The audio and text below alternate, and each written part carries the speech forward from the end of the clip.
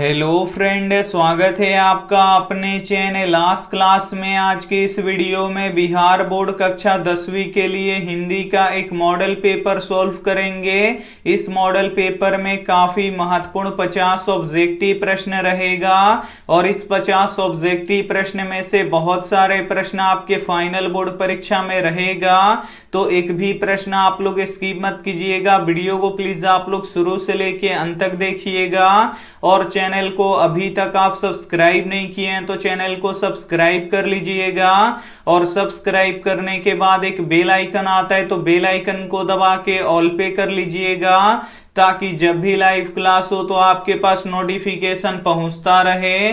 तो आइए शुरू करते हैं पहले नंबर प्रश्न से। तो पहला नंबर प्रश्न है कि भीमराव अंबेडकर अपना प्रेरणा स्रोत किसे मानते थे। ए ऑप्शन है भगवान बुद्ध को, बी ऑप्शन है कबीर को, सी ऑप्शन है ज्योतिबा फुले को, डी ऑप्शन है सभी को। तो यहाँ पे आपको बताना है कि भीमराव अंबेडकर अपना प्रेरणा स्रोत किसे मानते थे। तो भगवान बुद्ध को भी मानते थे, कबीर दास को भी मानते थे और ज्योतिबा फुले को भी मानते थे, यानी इनमें से सभी को मानते थे। यहाँ पे डी ऑप्शन बिल्कुल ही सही हो जाएगा। ये देखते हैं अगला प्रश्न 2 नंबर प्रश्न है कि गांधी जी के जन्म दिवस को किस रूप में मनाया जाता है। ए ऑप्शन है सद्भावना दिवस के रूप में, बी ऑप्शन है अहिंसा दिवस के रूप में, सी ऑप्शन है शिक्षक दिवस के रूप में, डी ऑप्शन है मजदूर दिवस के रूप में। तो यहाँ पे आपको बताना है कि गांधी जी के जन्म दिवस को किस रूप में मनाया जाता है। तो अहिंसा दिवस के रूप में मनाया जाता है, इसे आपको याद रखना है। यहाँ पे बी ऑप्शन बिल्कुल ही सही हो जाएगा। ये देखते हैं अगला प्रश्न 3 नंबर प्रश्न है कि भारतीय संस्कृति किसका प्रतीक है। ए ऑप्शन है एकता का, बी ऑप्शन है मानवता का, सी ऑप्शन है विविधता का, डी ऑप्शन है विभिन्न संस्कृतियों के सामंजस्य का। तो यहाँ पे आपको बताना है कि भारतीय संस्कृति किसका प्रतीक है। तो विभिन्न संस्कृतियों के सामंजस्य का प्रतीक है, इसे आपको याद रखना है। यहाँ पे डी ऑप्शन बिल्कुल ही सही हो जाएगा। ये देखते हैं अगला प्रश्न 4 नंबर प्रश्न है कि मदन ने खोखा की कितनी दांत तोड़ डाले। ए ऑप्शन है 1, बी ऑप्शन है 2, सी ऑप्शन है 3, डी ऑप्शन है 4। तो यहाँ पे आपको बताना है कि मदन ने खोखा की कितनी दांत तोड़ डाले। तो 2 दांत तोड़ डाले, इसे आपको याद रखना है। यहाँ पे बी ऑप्शन बिल्कुल ही सही हो जाएगा। आइए देखते हैं अगला प्रश्न 5 नंबर प्रश्न है कि भक्त रील के प्रभु से क्या करता है। ए ऑप्शन है प्रश्न, बी ऑप्शन है सजदा, सी ऑप्शन है प्रार्थना, डी ऑप्शन है इनमें से सभी। तो यहाँ पे आपको बताना है कि भक्त रील के प्रभु से क्या करता है। तो प्रश्न करता है, इसे आपको याद रखना है। यहाँ पे ए ऑप्शन बिल्कुल ही सही हो जाएगा। इस वीडियो में हिंदी के एक मॉडल पेपर हम आपको बताएंगे जिसमें 50 ऑब्जेक्टिव प्रश्न रहेगा और ये जो 50 ऑब्जेक्टिव प्रश्न है ये आपके फाइनल बोर्ड परीक्षा के लिए काफी महत्वपूर्ण है। तो एक भी प्रश्न आप लोग स्किप मत कीजिएगा। वीडियो को प्लीज आप लोग शुरू से लेके अंत तक देखिएगा और वीडियो को अभी तक आप लाइक नहीं किए हैं तो प्लीज आप लोग वीडियो को लाइक भी कर दीजिएगा। आइए देखते हैं अगला प्रश्न 6 नंबर प्रश्न है कि मंगू को पागलपन का रोग कब से था। ए ऑप्शन है 6 वर्ष से, बी ऑप्शन है 10 वर्ष से, सी ऑप्शन है 2 वर्ष से, डी ऑप्शन है जन्म से। तो यहाँ पे आपको बताना है कि मंगू को पागलपन का रोग कब से था। तो जन्म से ही था, इसे आपको याद रखना है। यहाँ पे डी ऑप्शन बिल्कुल ही सही हो जाएगा। ये देखते हैं अगला प्रश्न 7 नंबर प्रश्न है कि लेखक का छोटा भाई कौन था। ए ऑप्शन है नरेन, बी ऑप्शन है संतु, सी ऑप्शन है भग्गू, डी ऑप्शन है मोहन। तो यहाँ पे आपको बताना है कि लेखक का छोटा भाई कौन था। तो लेखक का छोटा भाई संतु था, इसे आपको याद रखना है। यहाँ पे बी ऑप्शन बिल्कुल ही सही हो जाएगा। ये देखते हैं अगला प्रश्न 8 नंबर प्रश्न है कि मैक्स मुलर कहाँ के रहने वाले थे। ए ऑप्शन है भारत के, बी ऑप्शन है पाकिस्तान के, सी ऑप्शन है जर्मनी के, डी ऑप्शन है अमेरिका के। तो यहाँ पे आपको बताना है कि मैक्स मुलर कहाँ के रहने वाले थे। तो जो मैक्स मुलर थे ये जर्मनी के रहने वाले थे, इसे आप आपको याद रखना है, यहाँ पे सी ऑप्शन बिल्कुल ही सही हो जाएगा। ये देखते हैं अगला प्रश्न 9 नंबर प्रश्न है कि इबादत का अर्थ क्या होता है। ए ऑप्शन है उपासना, बी ऑप्शन है इठलाना, सी ऑप्शन है रोजा, डी ऑप्शन है ईख। तो यहाँ पे आपको बताना है कि इबादत का अर्थ क्या होता है। तो इबादत का अर्थ उपासना होता है, इसे आपको याद रखना है। यहाँ पे ए ऑप्शन बिल्कुल ही सही हो जाएगा। ये देखते हैं अगला प्रश्न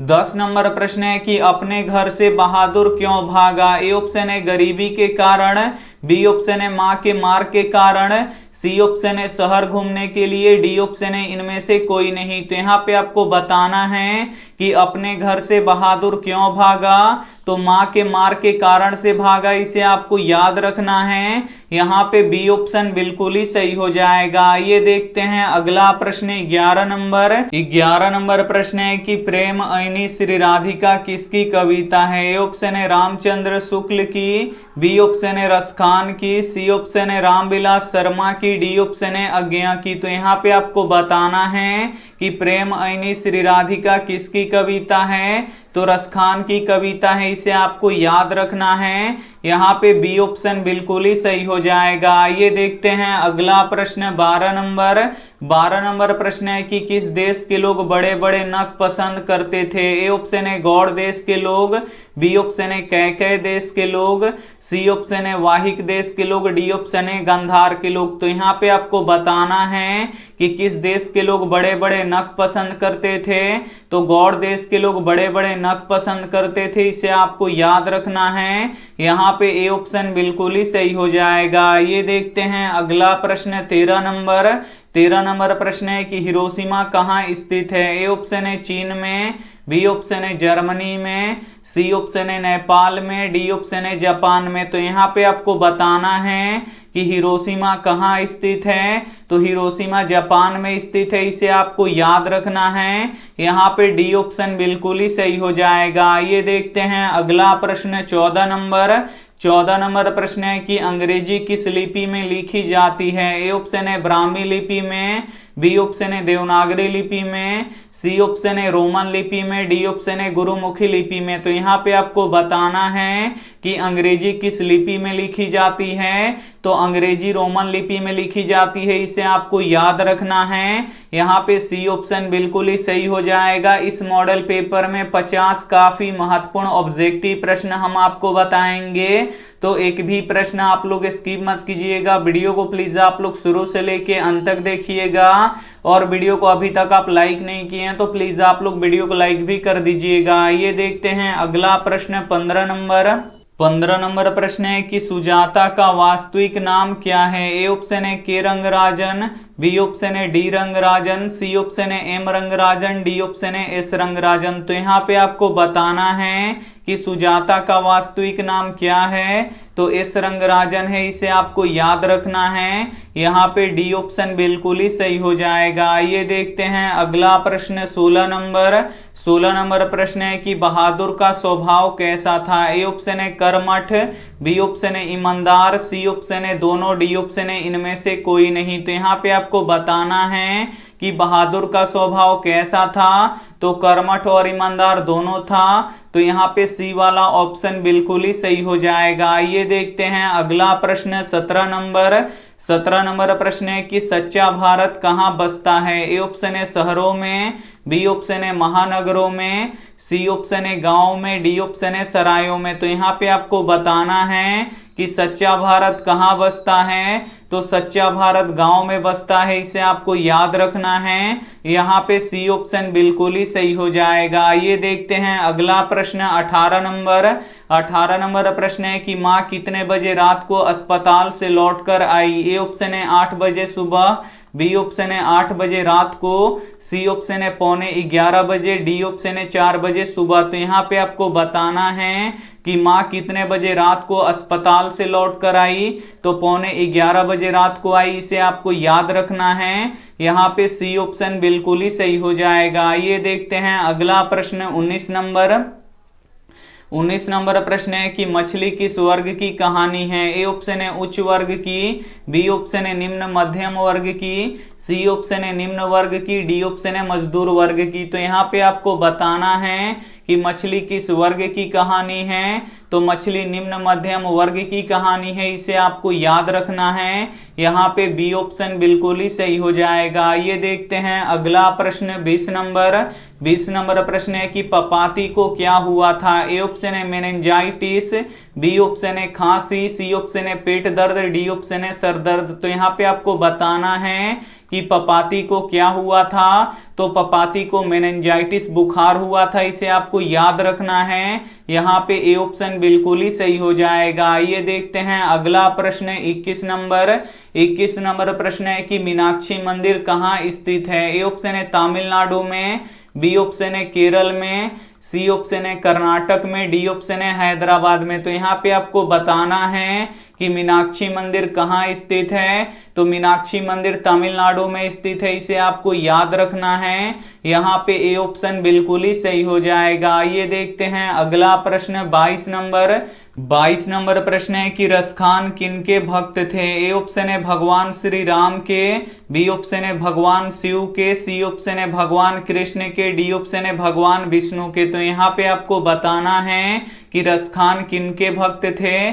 तो भगवान कृष्ण के भक्त थे, इसे आपको याद रखना है। यहाँ पे सी ऑप्शन बिल्कुल ही सही हो जाएगा। ये देखते हैं अगला प्रश्न 23 नंबर प्रश्न है कि फटासुर न बख्शे कौन कहते हैं। ए ऑप्शन है सादिक हुसैन, बी ऑप्शन है बिस्मिल्लाह खां, सी ऑप्शन है असगर हुसैन, डी ऑप्शन है बिरजू महाराज। तो यहाँ पे आपको बताना है कि फटासुर न बख्शे कौन कहते हैं। तो बिस्मिल्लाह खां कहते हैं, इसे आपको याद रखना है। यहाँ पे बी ऑप्शन बिल्कुल ही सही हो जाएगा। ये देखते हैं अगला प्रश्न 24 नंबर प्रश्न है कि बहादुर पर कितने रुपए की चोरी का आरोप लगा था। ए ऑप्शन है 10 रुपया का, बी ऑप्शन है 15 रुपया का, सी ऑप्शन है 11 रुपया का, डी ऑप्शन है 20 रुपया का। तो यहाँ पे आपको बताना है कि बहादुर पर कितने रुपए की चोरी का आरोप लगा था। तो 11 रुपए का लगा था, इसे आपको याद रखना है। यहाँ पे सी ऑप्शन बिल्कुल ही सही हो जाएगा। ये देखते हैं अगला प्रश्न 25 नंबर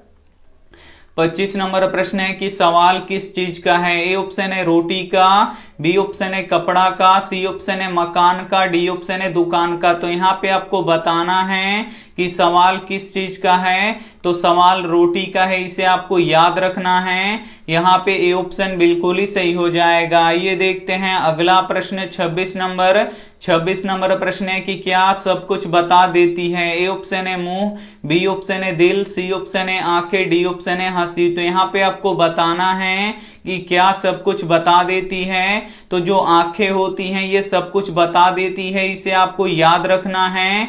यहाँ पे सी ऑप्शन बिल्कुल ही सही हो जाएगा। ये देखते हैं अगला प्रश्न 27 नंबर प्रश्न है कि सीता के कितने लड़के थे। ए ऑप्शन है 2, बी ऑप्शन है 3, सी ऑप्शन है 4, डी ऑप्शन है 5। तो यहाँ पे आपको बताना है कि सीता के कितने लड़के थे।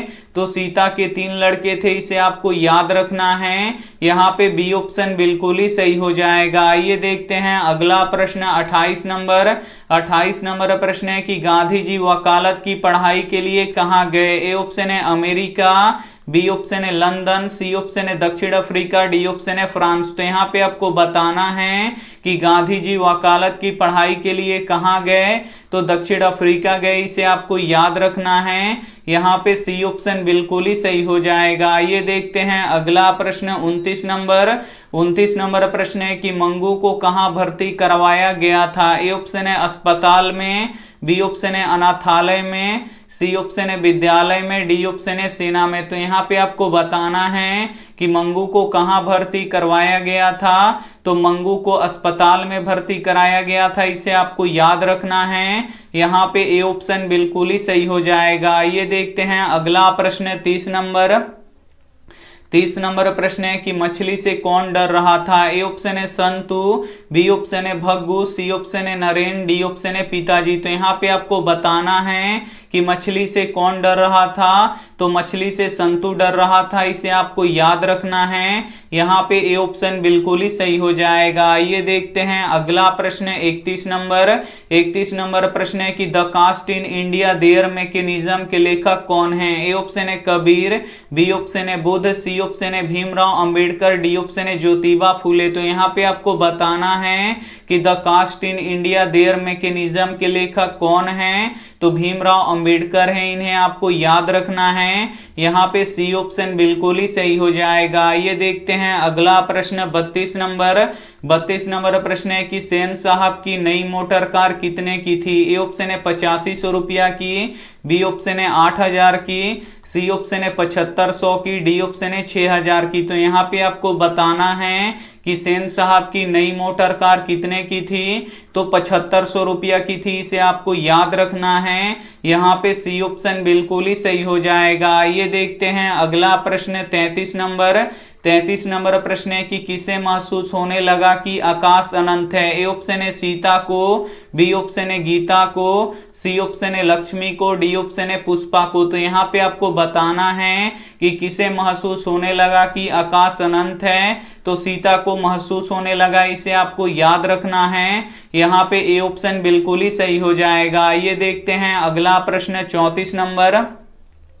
34 नंबर प्रश्न है कि मैक्स मूलर के अनुसार सर्वाधिक संपदा और प्राकृतिक सौंदर्य से परिपूर्ण कौन सा देश है? ए ऑप्शन है भारत, बी ऑप्शन है जर्मनी, सी ऑप्शन है यूनान, डी ऑप्शन है अफ्रीका। तो यहाँ पे आपको बताना है कि मैक्स मूलर के अनुसार सर्वाधिक संपदा और प्राकृतिक सौंदर्य से परिपूर्ण कौन सा देश है? तो अपना देश भारत है, इसे आपको याद रखना है।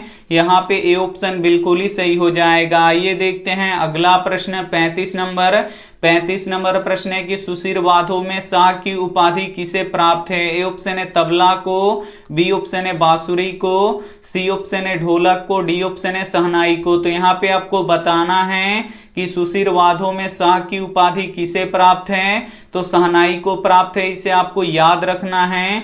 यहाँ पे डी ऑप्शन बिल्कुल ही सही हो जाएगा। ये देखते हैं अगला प्रश्न 36 नंबर। 36 नंबर प्रश्न है कि बहादुर को लेखक के घर कौन लाया था? ए ऑप्शन है लेखक का भाई, बी ऑप्शन है लेखक का पड़ोसी, सी ऑप्शन है लेखक का साला, डी ऑप्शन है लेखक की बहन। तो यहाँ पे आपको बताना है कि बहादुर को लेखक के घर कौन लाया था? तो लेखक का साला लाया था, इसे आपको याद रखना है।